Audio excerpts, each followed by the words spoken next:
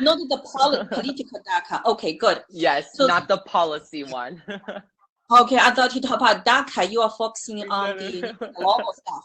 OK， 这个呢，所以他刚才的话是从事的 marketing。我们这边有2个DACA的项目，其中一个是 political 的，是个政治方面的。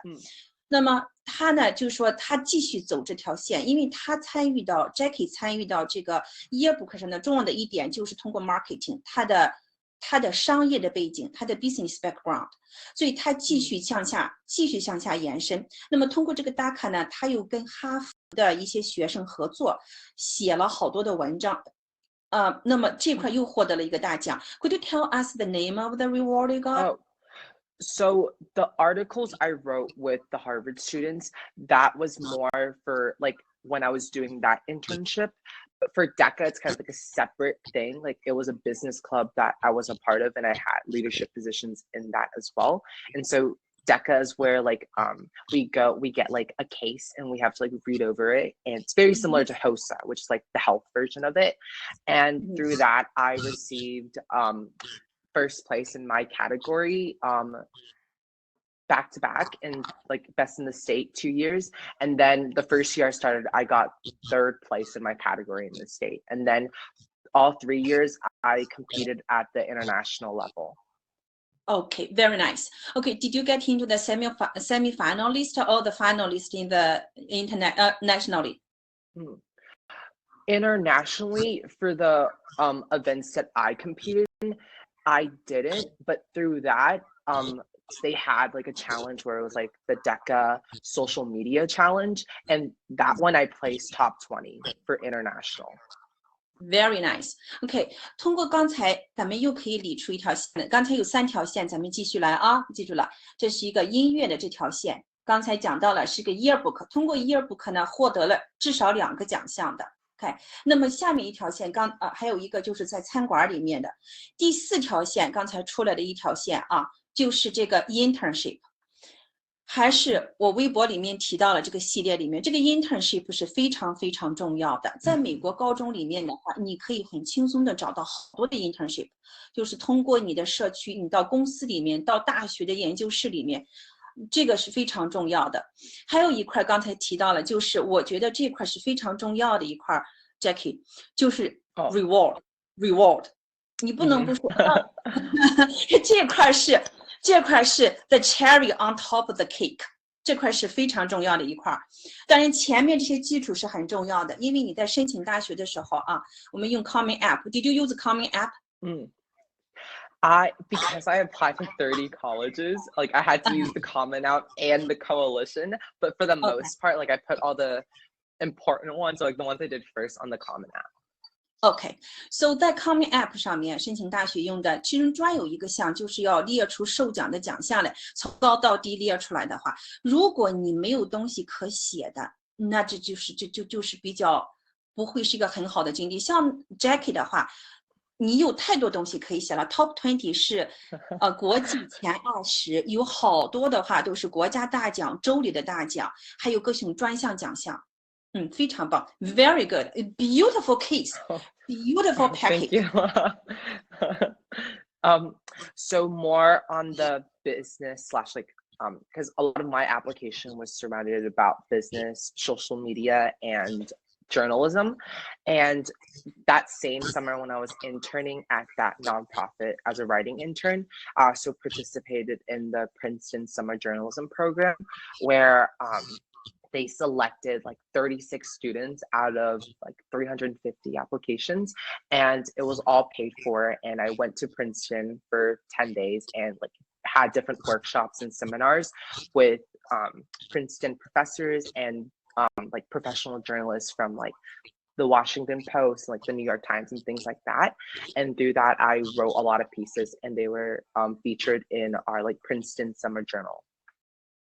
Very nice. 好，这边又出来一个点啊。刚才呢，我估计大家能够听懂大部分。这个点啊，刚才咱们已经讲了6个了啊，刚才讲了5个点了，现在又出来一个点，就是你怎么过这个夏天，就是夏天是怎么度过的。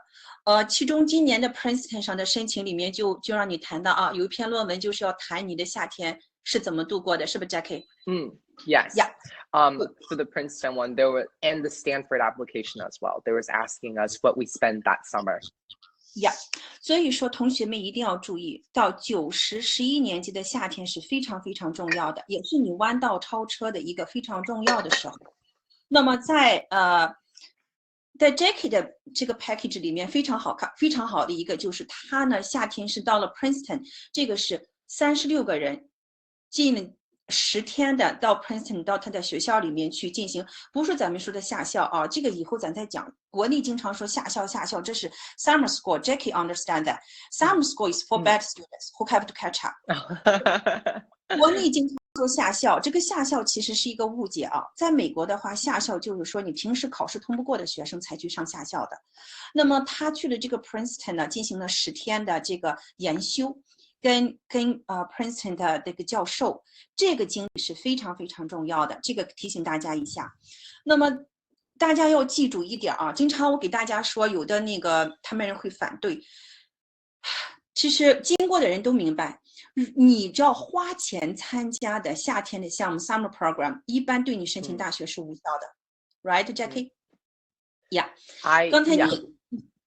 I'm sorry， 刚才你也听到了 Jackie 参加的这个 Princeton 的是经过精挑细选，要经过竞争才能进入的，只收36个人，费用全免。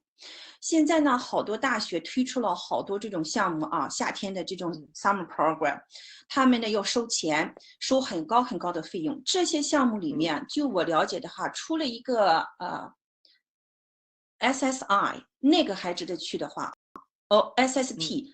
Summer Science Program 那个收钱很高。Oh, I have friends that went. That's right. That's a good one. And 除了那个以外，其他的话对申请大学有帮助，但是帮助不大。因为你要是好的话，这些大学它都会争着给你提供免费的。好多大学都有这个 MIT 有2个暑假的项目。Yes. SSI 也在那里 ，SSP 也在那里啊。好像也在那个 MIT 有点儿，他在去年是在哪？去年是在有一个是在圣地亚哥，还有一个点儿，也就是暑假里你如何度过是非常重要的。大家要听的话，要听出这个点儿来。另外，暑假里面再去付钱的话，这种参加的话效果就不是很好。Because like exactly like what you're saying, like at the Princeton summer program, we had to do a lot of interviews for that one, and we had to like write lots of articles to even get in, and then also go through a really intensive interview where they like asked us about like politics and like asked us all these type of questions. So like you were saying, like it was definitely not easy for that one. And then that summer I was doing a lot of stuff that summer, but I was also interning at my local Democratic Party office as an office intern, so I was doing a lot that summer. But 好，除了在那个 Princeton 以外呢，他还去了一个当地的，就是Democratic， 这个是政治方面的。现在我觉得你去哈佛挺对的，因为它毕竟是跟政治沾边的。这个是个很，因为每个以后咱们会讲到啊，就是各位听的朋友们，每个大学就像你相亲一样的，每个大学是有自己的特点和特质的，因为他们每个大学要的学生的是不一样的，就像相亲是差不多的。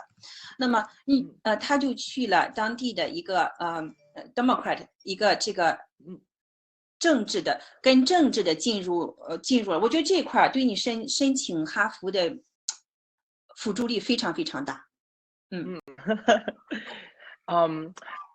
I like a lot of the different things that I like talked about, like I kind of put them in my like, you know, extracurricular part or in the awards, but like a lot of the essays I didn't even really write about it besides my Yale essays. So like I definitely see what you're talking about, because the colleges that I got into, like Yale and Princeton and Harvard, they all have specific political like organizations. Like Harvard has their IOP, and like they have a separate office in school just for like politics and international affairs. Yeah，刚才 Jackie 也说到了，就像我说的一样，这些学校里面就是像耶鲁和那个 Princeton，还有这个哈佛来说的话啊，他们就是尤其是耶鲁和哈佛来说，他们的就是偏向政治偏向的比较多一点。也就是说，如果您的孩子是这个方面的话，如果申请这2个大学的话，那就是比较有强项的。那么你转而如果你是这样子转而申请 MIT 的话，那么这个就不会是很大的强项，因为这些大学它看的特点是不一样的。Okay, go ahead. And then that I think that was like about all the things that I was kind of participating in, but kind of to go more in depth on like the more specific activities that I highlighted in my application. So going back to yearbook and kind of like journalism was when I like, because my application, I felt like it was a little all over the place and I wanted to be more like cohesive. So in yearbook, I started a social media campaign and called Meet Malden, where like every single week on Instagram, we would highlight another student that's like from a marginalized community that like nobody else would have heard of. So like, for example, like we highlighted students that were like special education, ESL, like different students like that, and gave them a platform to like share their voice. And that was something that I talked a lot about in my application, just because that was something that like I've experienced, like being from a really small town, being like one of the only Asians like in my classes. So that was kind of how to tie in that, making it business and journalism and tying it in with my background. 非常棒。那么这一块呢，咱们边翻译边介绍，会听的听门道，不会听的听热闹啊。现在我帮你理一下线，因为如果你不理成线的话，你听100个故事都是100个散的故事。我现在帮你穿一下。那么这条线呢，刚才 Jackie 体现的是什么呢？Jackie 呢，就是说他用他的能力、他的特点，现在呢，你就是去关注，也就是说咱们平常说的是怎么是去奉献社会。那么他呢，通过这个 Instagram，刚才就是去关注不同个体的人，其中他关注的2个个体的人是非常，也就是说咱们常说的弱势群体的，一个是 special ed， 就是特殊教育的，这个以后再谈啊，因为美国的特殊教育跟中国不一样，美国特殊教育是跟平常的孩子在一个学校里面的，只是在不一个教室里面上课，有的也会 mainstream， 以后会详细解释。那么还有一个呢，就是这个 ESL 学生呢，就是一面是移民过来的，第一语言不是英文的孩子，这2种孩子他都属于强弱势群体。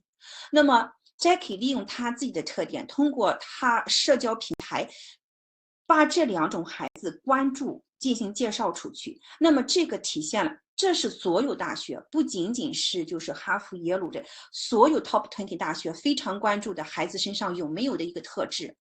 你要记住，大学在申请录取你的时候，为什么要录取你？人家花资源教育你，为什么？这些大学教育完了你以后，是想让你去奉献社会，你身上必须要展示出一点来，你已经非常的关心这个社会，给予这个社会。我所有的进入这种藤校的孩子，包括 Jackie， 包括我自己的女儿，他们都有身上都有有的是创立的这种 non-profit program， 就是无盈利的、非盈利组织的，像 Jackie 通过这种 social movement， 经过社会的社交运动来帮助孩子去展示社会群体这一边的，这个是非常非常重要的。Very nice, Jackie. The package is getting better. I can see it's getting better. Okay, very nice. Continue. So the last part, what I really featured in my application was like you were talking about like social work, and because that's something that's really important to me. Like one of my main passions is like that I talked about in my application a lot was education access for rural, like impoverished areas, because that's something that I experience every day, like in my high school, where it's like super overcrowded and there's not enough resources. So at my high school, like unfortunately I couldn't start a nonprofit even though I tried. So instead of that, I started a club at my school where I like specifically found club members that were past ESL students or were passionate about like tutoring and like teaching students out of ESL, and I like asked them to join my club, and basically we tutored the ESL students, and also like this year we specifically worked with the seniors on their college applications and helped them navigate the process of like, you know, with a second language, of translating everything, like telling them how to like fill out essays, how to find your grades and different things like that. And I feel like that was something that was very powerful in my application, because that's a challenge that I was facing myself, of trying to navigate college alone, since my parents have never like gone to college before. Okay, very nice. Okay, 刚才提到了啊，就是从我算是专家的申请专家，我听到了2个信息，非常重要的。这2个信息里面啊，第一个信息就是Jackie 呢继续把她的这种社会运动向前推进。她刚开始谈到，就是前面2个谈到的是面对的就是特殊教育群体、特教群体，还有低语言 ESL 学生，低语言不是英语的学生。现在她又推进了一步低收入 low income。The poverty，那么像这样的孩子，他在学校里呢，成立了一个 club， 成立了一个俱乐部。他们俱乐部里的成员，这是 ESL 和 Twitter 圈 ，OK。Yeah， I will tell Jackie to talk about that later, Jen. Okay, don't worry about that. Okay.